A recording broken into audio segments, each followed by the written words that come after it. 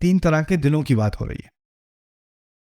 बात कहाँ शुरू की थी? तुम्हारे दिल पत्थरों जैसे हो गए।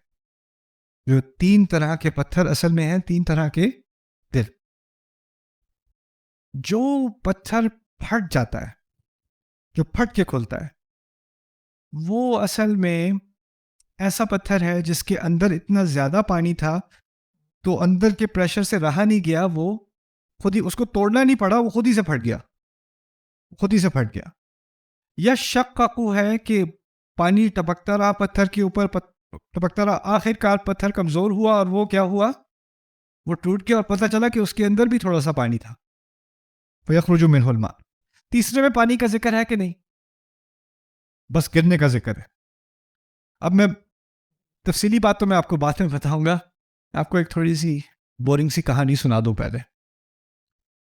मेरा एक दोस्त था, नाम नहीं बताऊंगा, वो देख रहा होगा ये वीडियो एक दिन, फिर वो कॉल करके मुझे सुनाएगा। मेरा एक दोस्त था, who shall not be named, he who shall not be named. तो वो बहुत ही सीरियस था, बहुत ही सीरियस। वो जब भी मुझे मिलता, वो वैसे तो मैं बरूक कॉलेज गया था, वो पॉलीटेक यूनिवर्सिटी गया था। Polytech university, degree in calculus, okay, perfect score. उसकी अभी आखिरी सेमेस्टर हुआ भी नहीं था उसका। He got a full-time job at the American Stock Exchange as a lead programmer. Unbelievably smart. Unbelievably smart. और साथ में फ़लसफ़ा पढ़ना, इक़बाल पढ़ना। He was the only, मेरा एक ही दोस्त था जिसको उर्दू सही से पढ़नी आती थी, वो था। इक़बाल पढ़ रहा है, फिर क्या नाम है, रूमी पढ़ रहा है, फ़ारसी पढ़ रहा है, और पता नहीं कौन कौन से रिसर्च पेपर्स पढ़ रहा है। बहुत ही फिलोसॉफिकल के साथ, कोई फजूल बात कभी नहीं करनी है। अगर कोई दोस्त सारे इकट्ठे हुए हुए कॉलेज के बारबेक्यू कर रहे हैं, वो कोने में बैठा किताब पढ़ रहा है। वो उस किस्म का बंदा था वो। उसके मुंह से ज्यादा बात निकलती नहीं, उसको हम कहते थे सूफी साहब। ओके, वो बेकार, उसके मुंह से बात निकलनी ही नहीं है कभी।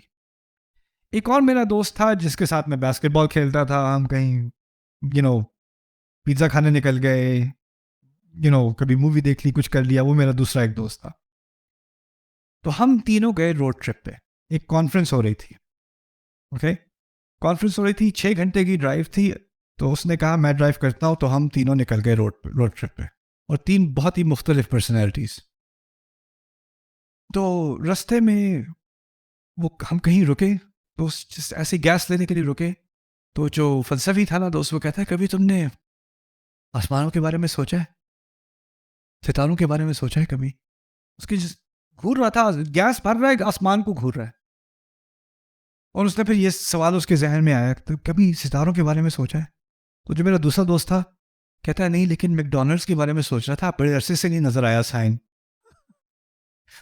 तो दो मुख्तलिफ फ्रीक्वेंसी पे ऑपरेट करते हैं ये लोग। जो अगर रेडियो के दो मुख्तलिफ चैनल्स हैं इनके ब्रेन के अंदर। अब हम गए इस कॉन्फ्रेंस में, मुस्लिम स्टूडेंट एसोसिएशन की कॉन्फ्रेंस थी। वहाँ मुख्तलिफ स्पीकर्स आकर ना वो अपना स्पीचेस कर रहे थे। आप लोग शायद अगर इंग्लिश के स्पीकर से इतने वाकिफ़ नहीं हैं, एक स्पीकर है जो उनकी वो बड़ी इज्जत करता हूँ, he is like a mentor to me, Imam Siraj Wahaj. इमाम सिराज वहाज जो है ना, बड़े कड़क किस्म के स्पीकर हैं। यानी आप अगर उनकी किसी स्पीच पे जाओगे ना, तो आप मोटिवेट तो हो जाओगे, आपको पता नहीं होगा कि उन्होंने बात क्या कही है, लेकिन आप बेहतर मुसलमान बन के निकलोगे। एक दफ़ा तो मैं उनके खुतबे पे, मैं जाता था उनके खुतबे में ब्रुकलिन में, 1.5 घंटे की ट्रेन लेके उनका खुतबा में सुनने जाता था। कभी कभार वो बंदा खुतबा देता था, वो ऐसी ऐसी बात करता था, लोग तकबीर कहते थे, मुझे समझ नहीं आता था तकबीर क्यों कह रहे हैं। एक दफ़ा कहते हैं, When I was a child, I had a dog. जब मैं छोटा था मेरा कुत्ता था। किसी ने कहा तकबीर।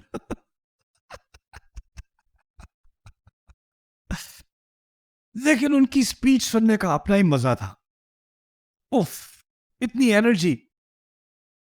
तो एक स्पीकर थे इमाम सिराज वहाज, एक और स्पीकर थे जिनका मैं नाम नहीं लूंगा, वो पढ़ा रहे थे 3 घंटे का सेमिनार हदीस की कलेक्शन की तारीख पर।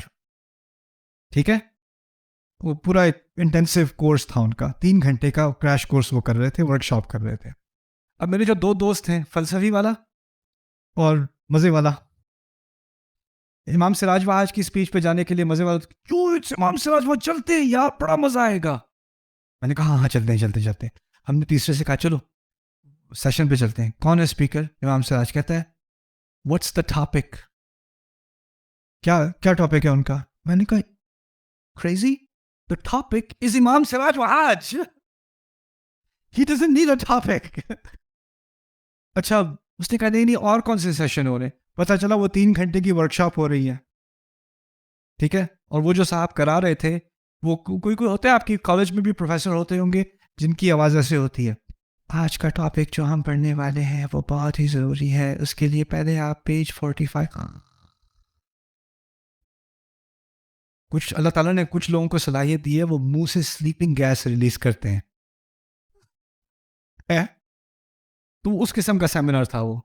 अब वो जो मेरा सीरियस दोस्त है उसको कहाँ जाना है उस सेमिनार में? वो कहता है मैं 4 मुख्तलिफ रंग के पेन भी लेके आया हूँ, मैंने कलर कोडेड नोट्स लेने हैं, इसमें ये करना। मैं कहा यार मुख्तलिफ शख्सियतें हैं ना। अच्छा, ये मैं बात इसलिए बता रहा हूँ कि रसूल सल्लल्लाहु अलैहि वसल्लम के जो सहाबा थे ना, उनकी बहुत मुख्तलिफ शख्सियतें थी।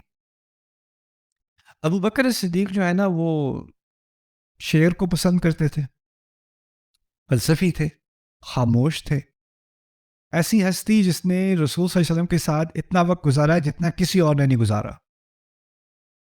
लेकिन उनकी तरफ से सबसे कम अहादीस आती हैं, सबसे ज्यादा वक्त उनके साथ गुजरा है, और सबसे कम अहादीस उनसे आ रही हैं। वो बोलते ही नहीं है, वो खामोश आदमी है, वो सोचने वाले आदमी है।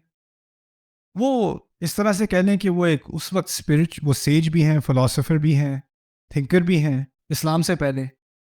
और रसूलुल्लाह सल्लल्लाहु अलैहि वसल्लम ने जब नबी होने का दावा किया है ना, तो वो जो सारे फ़लसफ़ी नताइज और जो हिकमत जिसकी वजह से आप कबूल करें कि ये अल्लाह का नबी है, जब उनको पेश किया है ना ये पैगाम,